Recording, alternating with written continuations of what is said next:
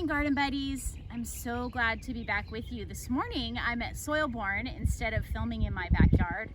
Look how beautiful it is. There's green plants growing everywhere, and I'm excited to teach you something that I've been learning about in the last month or so, and that is learning about how plants can develop new roots or new leaves. Sometimes people call it cuttings.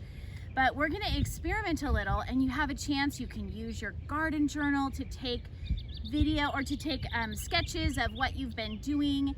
So pay attention, and then I'll end up putting some photos on the end of the result of mine that I experimented with this last month. So what we're gonna do is, I just want you to see this regular carrot that was in the ground, and you'll notice the carrot, if it had not broken off, is actually the root. And then it has all of these green leaves that come up out of the soil, sort of like this large beet, where this is the root and these are all the leaves that are sticking out. And in this particular plant, we happen to eat the root, and the same with the carrot. But some plants, like herbs, grow more on a bush. So this is rosemary, smells delicious. And it grows on a big bush, and it doesn't really have a root that we eat. We happen to use the leaves. So we're gonna do an experiment to see which parts of the plant will regrow if we cut off part of them.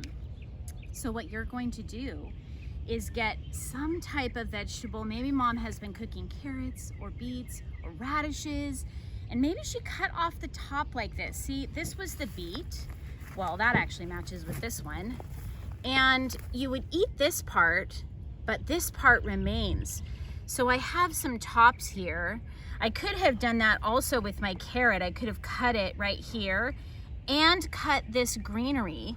And what you would do with this type of thing is you would take it and put it in a small little dish with just a little bit of water, these two, and maybe the carrot top, a radish top, and you're gonna let them grow, but keep a little water in there. You're gonna let them go for like a week, and you'll see maybe something will pop right out of here. In fact, this one you can see looks like it already started to grow something right there, even though it was trimmed off harshly. So you're going to experiment with that.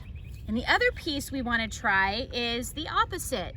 We wanna see if we can get some roots going. So I have rosemary, and I picked some lavender as well. And right here, this was an herb in my backyard. This is actually oregano. And so I want to show you close up a difference on some things. Here's some different sprigs of rosemary. See how this one is really kind of woody looking and hard. Look, I can't bend it. This is a little less, little bendable. This gets even more green, and I can kind of start to bend it. And this one is nice and flexible. This is what I want, the new nice green growth on any herb or any plant I'm trying to just get some roots to develop. So I'm gonna take this and I would put it in a little thing of water where just the bottom is in the water. And I'm gonna set that in the window and let it start to do its thing, and I'll show you what it does. Look at these crazy roots that have formed on mine. So I had mine in a little cup. You can see how many roots are there, and they grew right out of the bottom of that plant. If I wanted to, I could take this now and put it into a nice little cup of soil and start to grow my own rosemary plant. And I'll show you, look at the oregano. This did even more, and in a different kind. This was all formed just in the last couple of weeks. Like all those roots, look at them, they're all twisted up, teeny tiny ones. This is 3 or 4 sprigs, but still pretty amazing, right? So this could be put in a cup too. Finally, I want to show you, this is lavender, and this is another good example of how we might use a certain piece. This lavender, see this piece right here that's more gray? That's the old growth that's really woody. And then this piece that's more green is where I have this new growth. So if I were gonna take this, I would probably cut this nice flexible green I would take the leaves off because they just kind of rot in the water.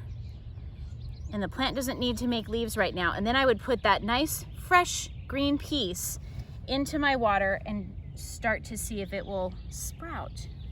So this is your experiment for the week, and I'm gonna add on some pictures of some things that happened for me, and you can do the same. Send them to your teacher or put them in your journal and think about maybe you can start some new plants in your house for your family.